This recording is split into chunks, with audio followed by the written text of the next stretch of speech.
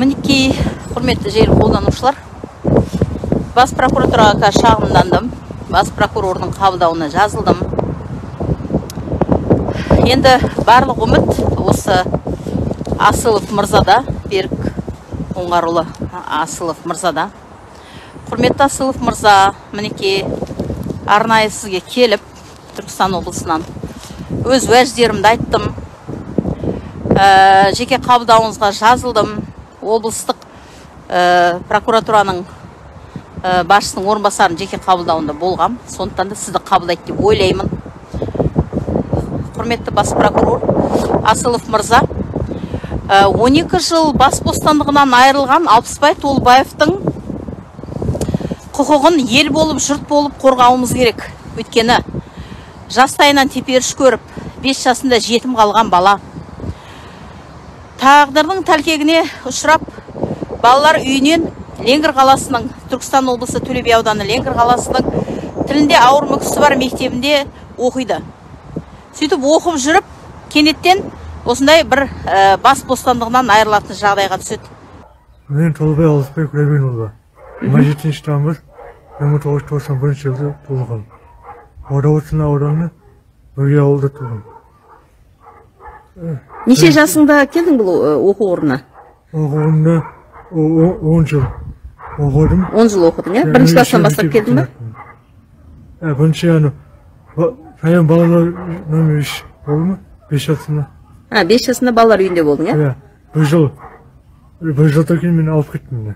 Осы речевой мектепке келдің ба? Речевой мектепке. Төле би ауданы Ленгір қаласында. Ленгір қаласына алып келдім мені. Одан кейін? Одан кейін 10 жыл оқыдым, бітірдім. Байзақова Гүлманат апше. Кім Байзақова? Байзақова Гүлманат. Гүлманат. Төлеген қызы. Төлебек қызы.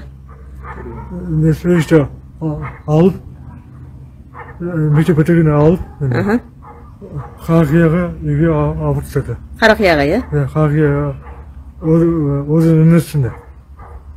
Сөйшті 10 жыл мал бақтым. Інісінің аты кім? Інісі атым Байзақова Дінмұхамбет Төлеген ұлы. Соның үйінде 10 жыл мал бақтың ба? 10 жыл мал бақтым. Мені аяқым байлып, ұрттар мені, ұрды мені. Ұрды дейсің ба? Аяқларды, бұқтарды мені. Сол үшін мен ақбаға қаштым. Мен ұстап алды, қайдан ұрды мені. Ұстап алып барып, қайтып ұрды ма? Ұстап алып, қайдан ұрды мені. Сол Байзақова Гүлманат апше қатыбай келіп, інісіне айтып, оғымға ұспа, інісі тыңдамайды. Сол үшін Гүлманат апше қайдан Ленгір қалаға өзіне әкелді. Қай жылдар әкелді ол? Қай жылдар еді? Неше жыл бұрын? 2020 жылы. 2020 жылы әкелді? Әкелді. Сен ол қорада қанша уақыт тұрдың? 10 жыл болды. 10 жыл тұрдың ба? 10 жыл мал бақтың, ә? Мал бақтым. Неше жастан, неше жасқа дейін? Жасым 19-ны бастап, 28 жастан. 18 жастан 28 жасқа дейін, ә? Айлық берді ма саған? Айлық берген жоқ. Сол жерде тұрдың? Үнемі ұрды ма? Айлық берген жоқ. Ұрды ғой, ә? Ұрды мені. Аяқ қолым байлады мені. Қолын темек күзері ғой. Көрсетші кән. Қолың темекімен күйдірді ма? Темектен ғой мен. Ланты ғой. Күйдірді ма темекімен? Күзері ғой. Аяқ қолым байлып. Не үшін ұрады сонда? Айқын семеді ме? Сол үшін мен ұрдым. Ол жерде жағдайың қандай болды? Условия қандай жағдайда тұрдың? Условия малға қайсын, қауын татылайсын, мал бағасын. 10 жыл бойы, е? 10 жыл. 10 жыл. Алғып беріп, бөлек жатам. Бөлек қай жерде жаттың? Қасында бос бөлме бар, сөйші жатам. Қойшық тұрған жерде. Осы, неште. Гүлманат апше келіміне алып кетті. Алып кетті? Қай жерге алып кетті? Қаратөбе ауылы, Қарақия ауылы.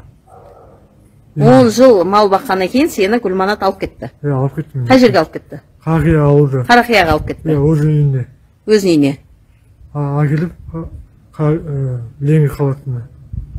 Өзінің үйіне. Осы бір жыл тұрған апшеніне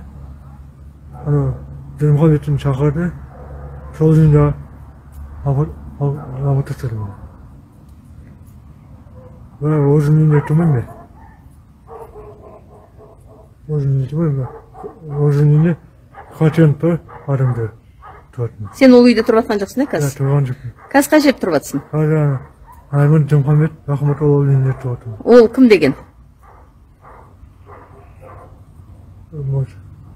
Фамилиясын нақтырақ айтшы, кім?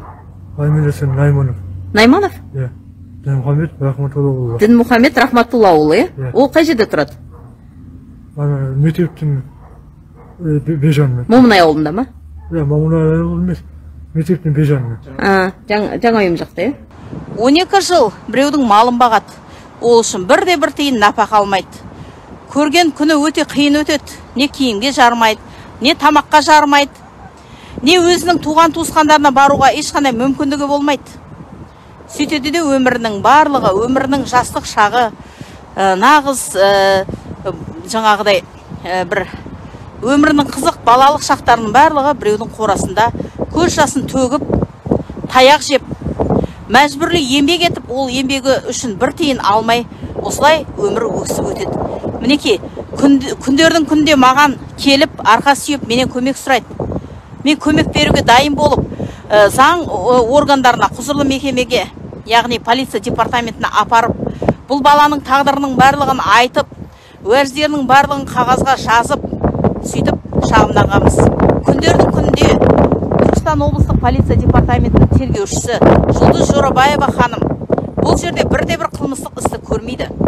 Сөйтеді де бұл істі қысқартып тастайды. Баланың обалынан қорқпады ма бұл тергеуші?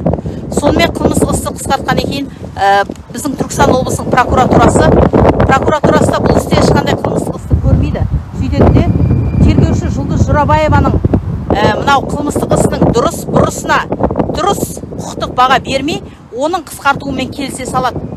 Менің күдігімше Түркістан облыстық прокуратурасында Рыскелдиев деген, Жасұлан Рыскелдиев деген прокурор бар дейді. Бірақ оны мен өзім білмеймін. Бірақ осы прокурордың сол іске қатысы бар деп мен естіп жатырмын. Бірақ алайда мен көзім жетпей ешнәрсе айта алмаймын. Дегенмен Рыскелдиев мырза, мені естіп отырсаңыз, егер осы іске қатысыңыз болып жатса, сіз ойланыңыз. 12 жыл құлдықта жүру деген бұл өте қиын жағдай. Сондықтан да бас прокурор Асылов мырза, сізді мені уәжімді тыңдап, мені қабылдап, осы қылмыстық істі бұзып, Түркістан облыстық департамент полициясына емес, ішкі істер министріне осы қылмыстық істі жіберіп, және де құлдықта 12 жыл жүрген жетім баланың құқығын қалпына келтіруіне сіздің ықпал жасайтыныңызға мен сенемін. Осы істі жеке бақылауыңызға алсаңыз, құрметті күні кеше сайланған біздің Қазақстан Республикасының президенті Қасым Жомарт Кемелұлы Тоқаев мырза, сізде осы іске көңіл бөліп, өзіңіздің қарамағыңыздағы азаматтарға тапсырма беріп, осы істің дұрыс орын алып, Алпысбай Толыбаев өз құқығын толығымен қалпына келтіруіне ықпал жасауыңызға мен сенемін, сұранамын. Мен мінекей елордасы Астана қаласында -20 градус суықта тұрып, сіздерден өтінемін. Осы істі назарға алыңыздар, осы іске дұрыс қараңыздар. Дұрыс құқықтық баға беріп, жауаптыларды жауапқа тартыңыздар. Және де осы істі қысқартқан лауазымды азаматтарға да өз деңгейінде құқықтық баға берулеріңізді сұранамын.